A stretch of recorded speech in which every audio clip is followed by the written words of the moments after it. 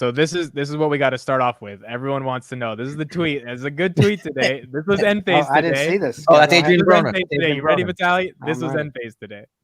Oh yeah. I ain't gonna lie, I'm getting cooked. That's it. That's it. I don't even know what context is from. It's everyone uses that guy when like you're losing or you. That's Adrian. That's Adrian Broner. He was supposed to be like the next Floyd Mayweather. Oh, really?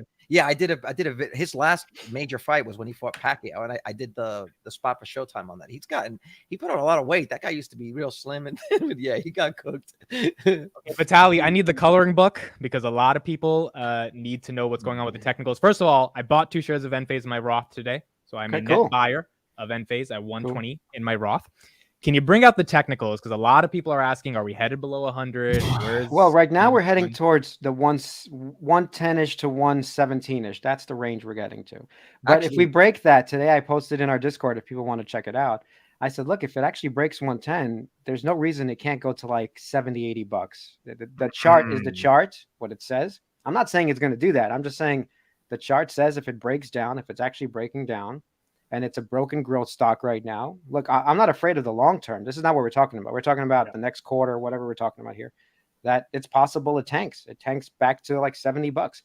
But just to preface that, if it tanks that low, if it breaks the 110 and it just keeps going, you're talking about a sub $10 billion stock. Wow. You're talking about a stock that grew 5x in revenue since 2019, and I just put up a chart in our Discord on that as well. You're talking about a stock that's PE will be like under 15 or something like that. So if you think those things are valid, go ahead. You can do your bets based on that. I bought today a lot of Enphase. You can follow me in the Patreon and the Discord. So I bought more Enphase. I was just posting this actually before we went live because I was looking at it too. I was saying I think Enphase is heading to 113. You see that we broke through that support that we had around the 123 level. And the next major level of support is like these wicks down to 113. And then I said below that, the next support would be at $93. So if you look down, this is like the next. No, I mean, that's not real support though. The major like bouncing around was around 70 bucks. So but that's even lower. But then I was also pointing out that there was a massive gap between 170 and 220 that at some point will need to be. No. My bet, by the way, I'm hitting a certain share count. I'm not going to say what it is, but I am getting closer by the day to that share count. And in 2025, I'm looking at the chart. Why don't people look in the future? 2025, 2026. Enphase chart says it should be around, even if it sticks in this channel, I don't know, 300 bucks. Let's say it's that. So the more I buy, the better it does, by the way. Not the worse. This is what people just can't put in their fucking heads. That the lower it goes and they are still making money, this is not a bad thing for anyone buying Enphase. This is bad for people who have stopped buying Enphase. I understand that. It would be 14. Damn, that's freaking crazy. I think the biggest thing is nothing has changed the thesis since I saw it go from 180 to 120 outside of interest rates. And we already know about that. And that's fine. So unless you think interest rates are going to be 8, 9, 10, 11, and by the way, I'm doing a lot of DD on installing Enphase. I've actually recorded, Carlos, by the way. I didn't tell the installers, but I recorded our video conversations. So I might have to blur out some shit, but just ask them for permission. Honestly, just ask them for permission. Well, you can get in a lot of trouble for that. I did it for myself. So I think we might share it in our Discord for the Patreon members. That way I don't have to do anything much because it's only for private members. But and the rates are having an effect in terms of like, I did the math on like the rates are 10%, 11% for some of them. I've actually gotten quotes for 8 and 9%. So you can get lower. It doesn't always have to be 10, but I could see why people have an issue with just, hey, 10%. I don't want to pay 10%. I understand that. But if you do the math and you work out the actual credits and everything like that, the math still works out. The problem is how many people want to do the math. I think it's a real big math problem. And a lot of folks don't want to do it. So but that is an issue. But even before that, people just get sticker shock of just the price of the system, regardless of what the interest rates are. You tell someone it's going to be $25,000 for free energy. They're like, they don't really understand. Do I really need that? Exactly. Because anytime you give them that number, they compare it to purchasing a car, right? Where you say, oh, if I'm buying a $25,000 car, I'm carrying this loan. You really have to run the math and say, well, what's your bill on a yearly basis? How much does it fluctuate? What are you paying for energy? Like you have to sit there and actually do the numbers. You do. And what's funny is I'm doing all that math because I'm doing it for the installers too. So I figured out I'm paying $4,000 right now after solar, meaning I already have my solar system. The reason I'm paying $4,000 in energy is because I have the EVs now, a heat pump, the pool pump, all these things are sucking up energy. So it's still better than oil and gas. It still works out better. But the point is I'm paying it now to get rid of that extra bill for the year, right? You need a couple more panels. So now I need more panels, and I worked it out. It's roughly 24,000 kilowatt system additional to my 19,000 kilowatt system. It's a big system. That's a commercial install. I mean, that's big. Can you share that? It's getting big. So, but I'll do all the math too, because I've been doing it, and I'll do an episode based on it. But it's still working out. I'm actually moving forward. Right now I'm just picking out the installer that I'm going with, because obviously every installer has different prices. So I'm picking out the best rate, the best installer. But in everything I've seen, and all of the credits and all of the 30% IRA, all of this stuff, it still makes financial sense. But the thing is, even I had to do all the math on an Excel sheet. How many people are doing all that math at home? Honestly, you want to hear a good idea for an app? Someone's going to steal it. Have that, a solar installation calculator, where you put it in and it figures out all that stuff. You put in your cost for electricity, whether it's time of use or whatever. And then you say, you say what the interest rate is, the size of the system. Just have it calculate all of that for you. It's a saving having to do that, because that would be something where you can put it in and get a number, like a credit score. This is like an options calculator. Hey, this is you're making money if you do this, and you stop making money in 5 years. And then that'd be a great and the installers are trying to do that, because they give you a whole breakdown of everything. But I think they're missing a lot of details, and I actually add in my own calculations a lot of details. You know what I mean? But they also know, like, this is okay. This goes back to the conversation we were having about Enphase marketing directly to customers. This is why they can't market directly to customers. What are you showing me right now? I don't know. I'm not sure what. Oh, this is my electric bill. I did a write-up a couple days ago on X about like the actuals on my system. But real quick on this point of sales, this is why Enphase can't market directly to customers. The two installers that are like your number one and number two, they're going to install the same Enphase system, but one of them is going to be okay eating into their own margins, or one of them is going to have a cheaper deal on the piping or a cheaper deal on the solar panels. That's the guy that's going to get your business. But guess what? Enphase makes the same amount of money. This is why it's difficult for them. And also, Enphase is not necessarily up to speed or know the intimate details about every single municipality that they install in. So they don't know some specific program that could be working in Jersey that's just for Jersey that would work for you, that wouldn't be available in California. So anyway, I want to point out, you're right about this, but I have actual numbers now. I looked at my bill; it went up 22%. Remember, we talked about this. Yeah. When I said the $4,000, that was before the 22% increase.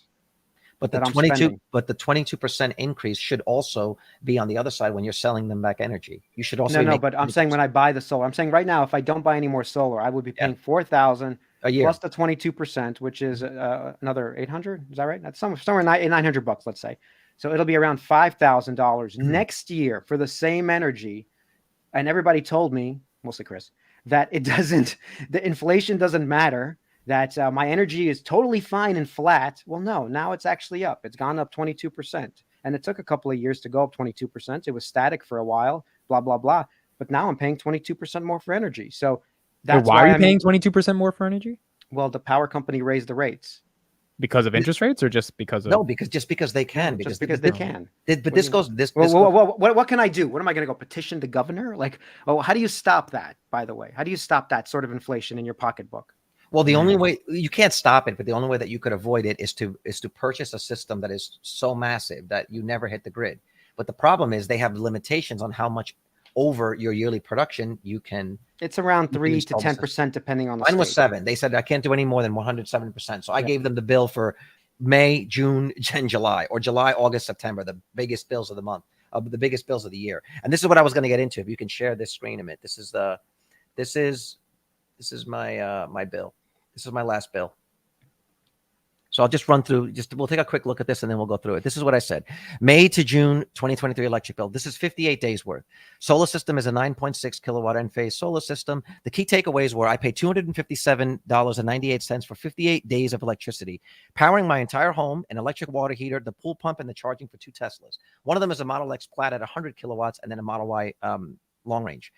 Per month, I'm paying $128 for all my electrical needs plus my home, plus the fuel for the vehicles. If you go per day, I am paying $4.44 for all of the power I consume in my home and charging of the 2 vehicles. Is that cheap? Because that feels cheap. That is cheap, because if you filled up your gas tank, you're paying $60 to fill up the gas tank. But and I know when I'm driving, I have to fill it up 4 times during the month or something like that. Right, but I'm saying this is a per day cost, so you would still amortize that cost of the gas. 4 times 7 is $28. I still feel it's still cheaper than. So this is what this is my actuals. This is not a joke. This is not an estimate. This is what I actually paid. So I'm charging 2 vehicles, right? I'll have the electric water here. So every time I turn on the water, the hot water, it's a 240 volt heater, a forced air conditioner, and I have an air conditioner back here where I am right now, and a variable speed pool pump. Now, note, this system was designed when I had 0 electric vehicles. So if I purchased this system today, they probably would have spec'd me out at a 14 or 18 kilowatt hour system. And right now I'm only at a 9.6. So this was 107% of what I was generating, of what I was consuming before I had an EV. So had I have gotten it today, they probably would have given me a 14 to 18 kilowatt hour system, and this bill would be 0. But now let's look at the current system. So even without either a battery or expanding my system, the energy costs are very low. So here, 5.2 to 6.29, 58 days. Okay. You can see this is how much my solar panels are sending back. High peak. Here's the peak periods. I don't know if they give you the period. Yeah, look. High peak is 1 p.m. to 5 p.m. Monday through Friday. Low peak is 10 a.m. to 1 and 5 to 8 Monday through Friday. And the base is 8 p.m. till 10 a.m. all day on Saturday. Okay. This is the time of use out here. So you can see during the high peak, which is 1 to 5 p.m. Monday through Friday, I received 6,700. That's basically 6.7 kilowatts, right? But you can see I was in the negative. So I consumed 52, but I sent 481. So for a net of minus 429 kilowatt hours. That's how much more I sent back to them during that time, 1 to 5, than I consumed. Then you look at low peak, which is 10 to 1 Monday through Friday, or 5 p.m. to 8 p.m. I consumed 174, but I sent back 435 during that time. And so a net of 261. So now this is minus 429 and minus 261 is what I've oversent to them. Where I go over is during the base. The base is 8 to 10 a.m. Monday through Friday and all day Saturday and Sunday. So when we're home all day Saturday and Sunday, and the times that we're home from 8 p.m. till 10 a.m., that's overnight. This is where batteries would help during overnight and on the weekends. This is where I'm going over because my solar panels aren't producing. And you can see I use 2,458 kilowatt hours. That's mostly vehicle charging, but I only sent back 556. So my net base was 1,900. But when you average it all out, when you average all of that out, what it comes down to is I basically consumed for the entire month 1,212 kilowatt hours. The first 1,000 was at 18 cents a kilowatt hour for $189. And then there's a tier 2 fee. So when you get over a certain amount, they charge you a little bit more money. Tier 2 is coming in at 24 cents, $52. So, okay, outside of the utility tax and the energy surcharge, which is whatever, you have to pay that no matter what, $257. So if you figure, I paid $257. I paid $128 a month during the highest peak of the year when you're consuming a ton with your ACs and everything else and the pool pumps. $128 or $4 a day. That's with a system that isn't really spec'd out for what I feel pretty cheap, to be honest. It is cheap. That's the whole point. It's pretty cheap. And so the Enphase installers have to convince people like you, if they're trying to sell it, that this is the outcome of. I just had to sit. I had to sit there and do the math. I took my bill because my bill fluctuates a lot because of the time of use. And I mean, in August, that bill in August 2018 was $1,500. Wow. Well, because on gas, on my electric. So that's what really did it for me. When I saw that bill in 2018 come in, I don't know where, you just are minding your business, you get a bill, $1,500. I said, I can't do this. Like, I can't not know what I'm paying for electricity. And I started researching the solar, because if the solar panels are covering all of the power that you use, all you're paying for is the loan. You're paying for the loan. Insane. So you're not paying for electricity. So then the loan means that loan, you're paying that loan every single month. It's the same price in August as it is in December. If I want to pay more one month, I can pay it, right? And what I eventually did is, when I came into a little bit of money, I paid off the whole system. It was $26,000. I paid it off. And yes, I did pay $26,000. But now for the rest of my life, I'm basically paying $100 and something a month. Now, sure, they can raise the rates on me, and they might, like you're saying. And I think that's what's going to happen. I think as the penetration gets more and more and more, what they're going to do is they're going to offset the losses by charging the existing customers more, or charging more for energy. So it's going to do two things. Initially, it's going to de-incentivize the people who have solar, but then at the same time, it's also going to incentivize people to get solar. So we're going to go through like that valley of batteries and to get off the grid, which is worse for the grid. Completely get off the grid, right? Yeah, right now we use the grid as a battery because there's net metering. But if there is no benefit anymore, then everybody's going to want a battery and get off. There's no point to be on it if you can have your own energy. Absolutely. So, well, here's what's funny too. Like, so my I had an issue with my door. I put in this like automatic door, like a automatic, like a carport door, and it died on me. So I had the electrician come 2 days ago. This is part of what I was dealing with 2 days ago. And as the guy was working, he starts asking me about my solar, and he goes, "Hey, you know, I went to go get certified." He goes, "I think I'm going to start getting into that." He's like, "There's a lot of money to be made in installing these batteries." I go, "Let me guess, you got a bunch of calls from the storm, because LA hasn't had a hurricane in 84 years. And I even posted this on X the other day that this storm is going to sell a fuck ton of batteries because people haven't experienced that and they don't want to be without power." And he's like, "Yeah." And he said, so he applied to be Tesla certified, still hasn't heard back. But he talked to me about some other company that the government is actually giving people batteries for free now. He said it's like, I forgot the name of it. He fell for the scam. No, it's fell for the YouTube scam. No, well, they give you the battery for free, but they do not. Yeah, I wouldn't do that, guys.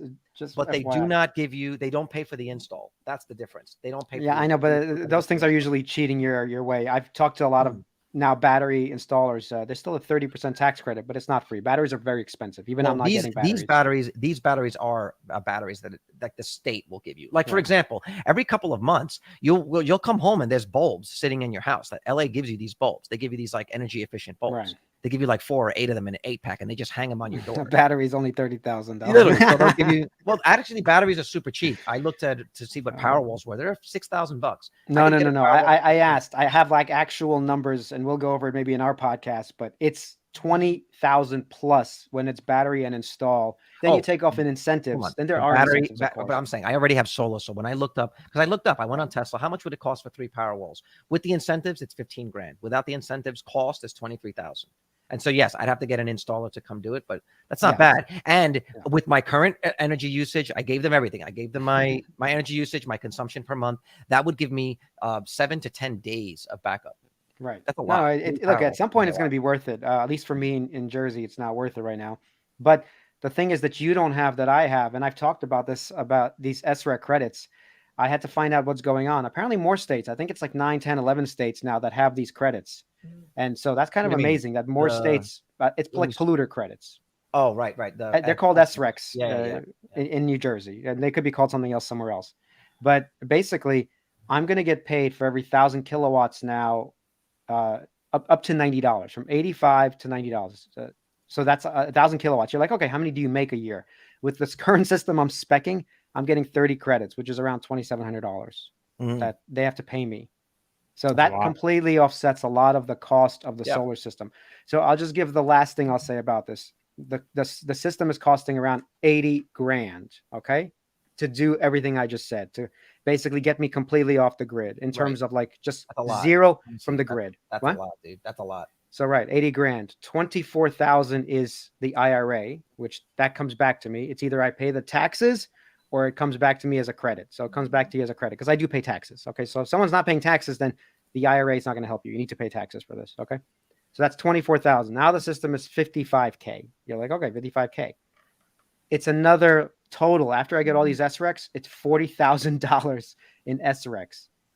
Right. So what does the system end up costing me? It's $15,000. Yeah.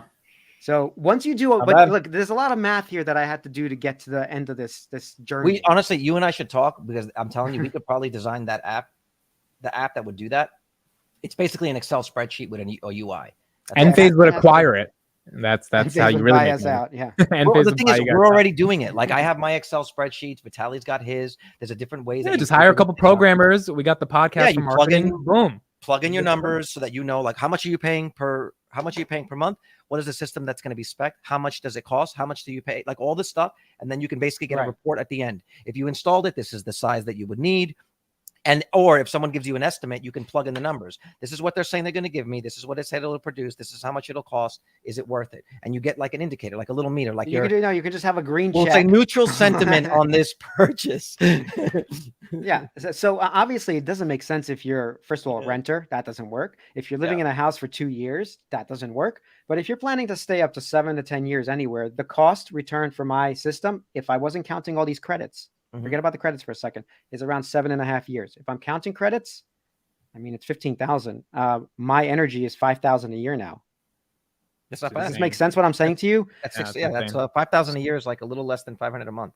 So my point is like the math still works even in this crazy high interest rate environment. But the problem is I had to do a lot of fucking math to get to the ends of the journey.